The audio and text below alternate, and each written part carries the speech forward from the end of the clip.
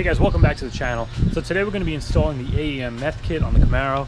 But first I'm just going to show you a few things that I accomplished since I finished the intake. It's a mess in here, but I finally wired up the heat exchanger pump. To wire this up, all I did was run two ground wires from inside the car outside. One is going to the relays for the pusher fans, and one is going to the ground side of the relay for the actual water pump. And as for the actual panel connection, I just used these male and female spade connectors. The only thing really left to hook up is the parking camera. Then I'm trying to clean up all these wires under the dash. You can see it's a pretty big mess. I mean, a lot of this stuff is like the door lock module and just extra little thin wires that are hanging down. I want to try to cut down as much of this as possible. I'm not going to show this in the video. It's kind of like boring work, but I do have the old wires going to the back that have to come out that are going to the speakers that went to the old amps. And then up here, these are all the old amp wires that were underneath the radio. I have to go and pull these out. They're running out under the console and under the back carpet. So once this is out of here, this is going to be cleaned up a little bit. But the reason I have all this apart, I'm looking for a spot to tap into the power for the meth kit. All right, so here's the kit I picked up. As you remember, you saw the tank to this kit when I installed the washer reservoir. So this is the rest of it.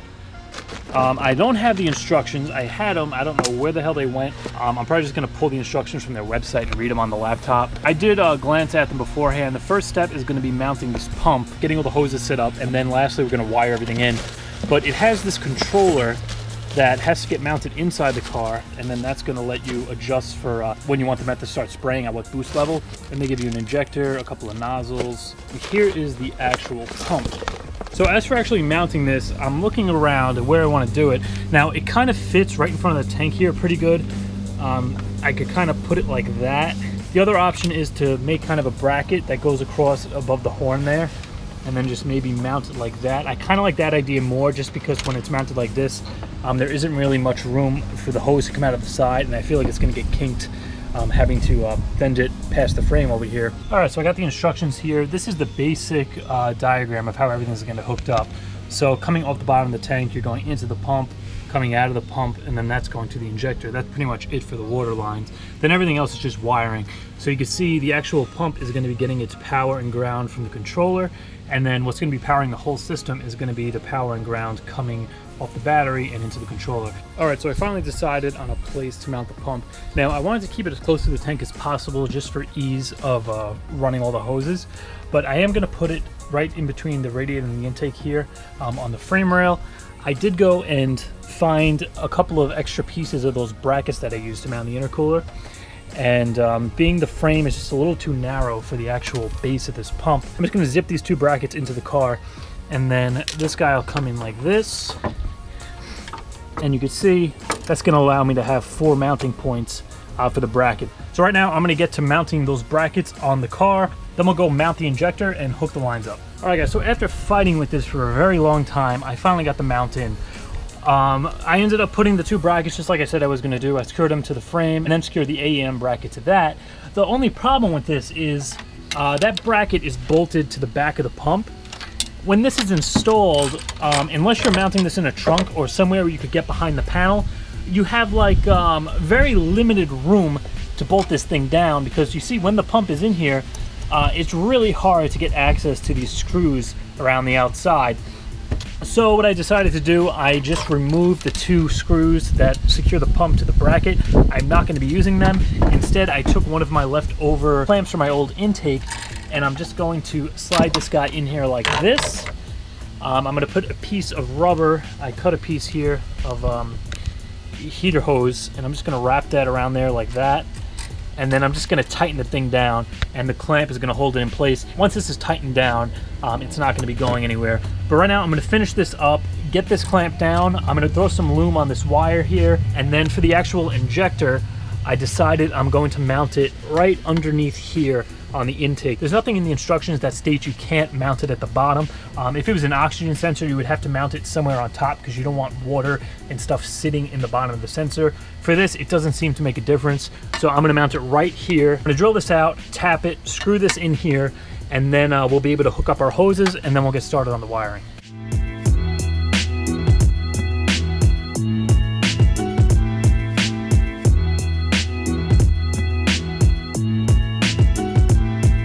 So it is the next day. I just finished mounting up the meth pump, and it came out really good. It's nice and secure. As I mentioned, I just put the clamp around it with a little piece of rubber hose just to keep it from rubbing on the pump. I left a little room to make sure that the wires in the back weren't going to be rubbing on anything. Then I loomed them up and just ran them underneath the clamp in there so they're not going to be bouncing around. I also went and resecured the cooler hose to the blower. I just zip tie that to the side of the clamp, so that's all out of the way.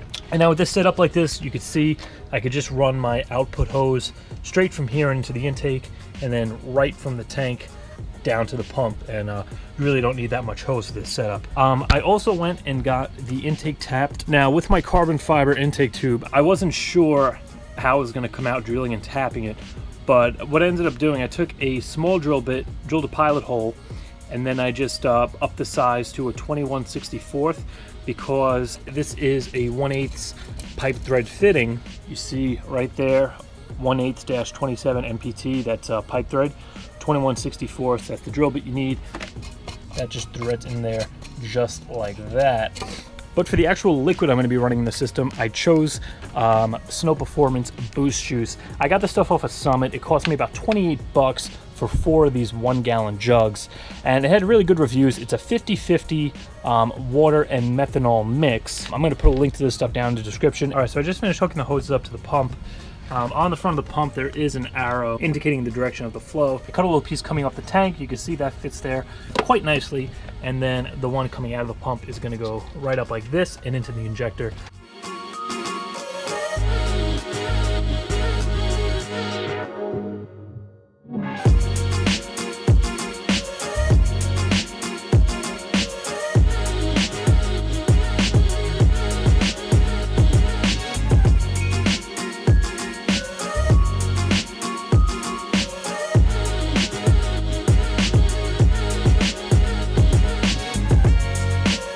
All right, so it's the next day. Where we left off yesterday, I just finished cleaning all that crap out of the center console.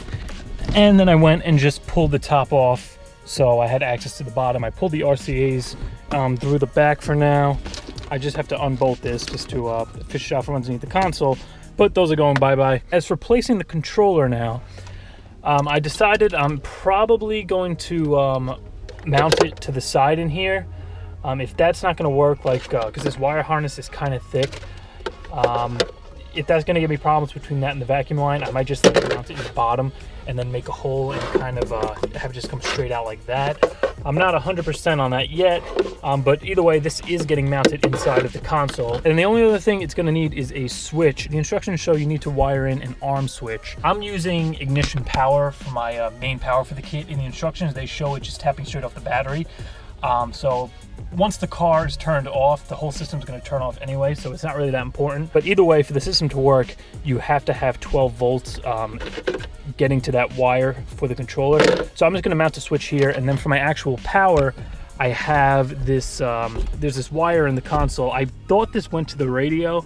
Some of you 3rd gen guys might know what this is, but I had this connector in here that isn't doing anything. I'm pretty sure it's like for an option my car doesn't have. But the orange wire is 12 volts constant. The yellow one isn't doing much. I thought it was like an ignition power, but I'm not getting power out of it. I'm just going to cut this off, run a wire here, drill a hole, mount my switch, get this mounted in here somehow, and then we're going to go run the vacuum line out into the engine bay, as well as loom this up and then run the harness out to the engine bay, because the wiring for the level sensor and the pump are going to be coming out of this harness. So those are the wires that need to go out to the bay.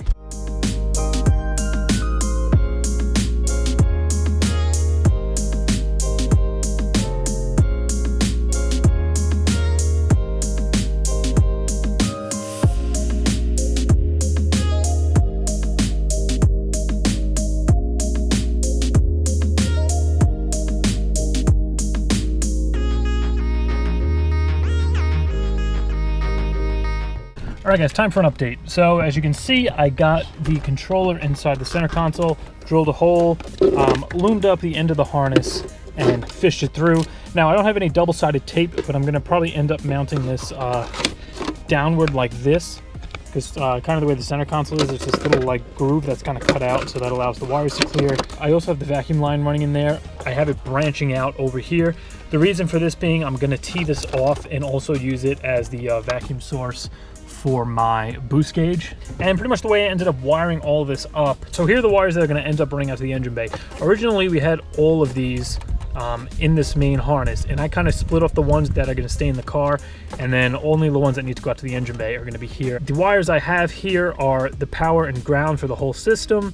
The yellow, which is the arm wire, that is going to be run to a switch that's going to get 12 volts on the dash, and then the violet and the white, which are for the indicator LED, also gets mounted on the dash in case there's a problem in the system or a low level, anything like that. You're going to want to see that LED. So for actually controlling the arm switch, I decided to use the little switch that I was using for my backup camera that I had mounted by the headlights. Now looking back at it, I should have just kept this for the camera and just put like a meth button here to arm the system. But that's all said and done, so this is gonna work fine. And to wire this up, I just ended up using the original wire that came with the kit. I just cut it down here, split the length in half, soldered it onto the switch. One end is going to go to constant 12 volts, and then the other end is going to go to the yellow here, which is going to the controller. And you turn this on, that's going to arm the system, give it 12 volts, and everything's going to start working. And then the for the LED, the violet and the gray wire here, I'm going to heat shrink this, loom this all up. And then for the actual power, the power and ground that I ran from under the dash are right here. I'm going to connect those guys, wrap them up, and then the wires that are actually going to be going out to the engine bay are going to be the white and the brown, which are for the level sensor, the orange and the pink, which are for the actual pump, and the green is the failsafe.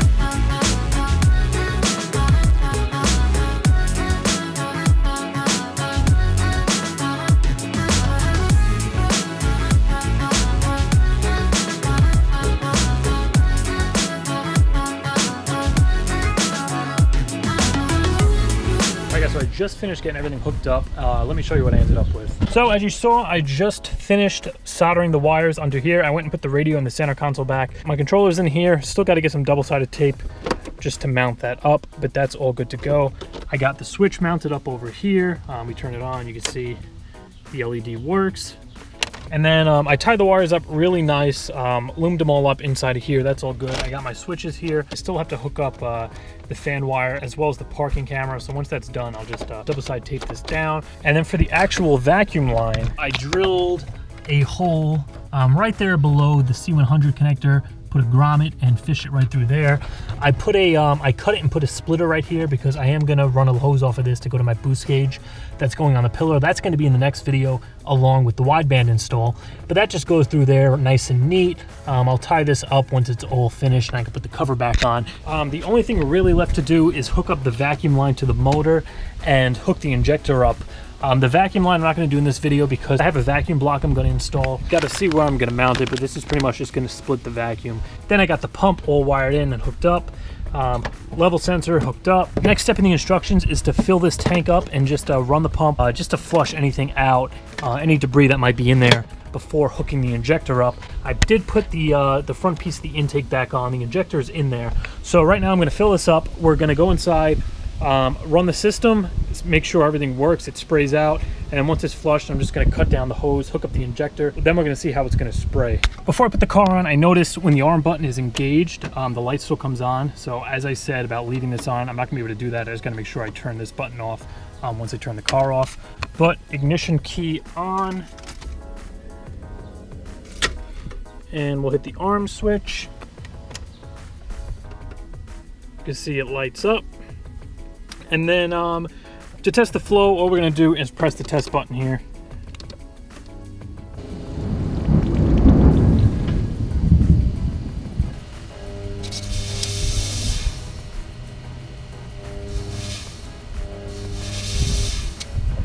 So as you can see, the whole system is working. I just have some water in there for now. I have to take that out and put in the boost juice. But that's going to do it for this video. Be on the lookout for the next one. I'm going to be installing the wideband as well as the boost gauge. I have a little pillar gauge holder that I'm going to stick right here. I'll have the wideband and the boost gauge. There might be one more video after that because I did go and pick up HP tuners. So I'm going to be playing around with the PCM a little bit. I might make a video on that. We're looking at one, maybe two more videos before you're actually going to see this thing running fully tuned. So be on the lookout for the next video. Instagram link is going to be in the description below. But as always, if you enjoyed this video, please be sure to like, comment, subscribe, and I'll see you next time.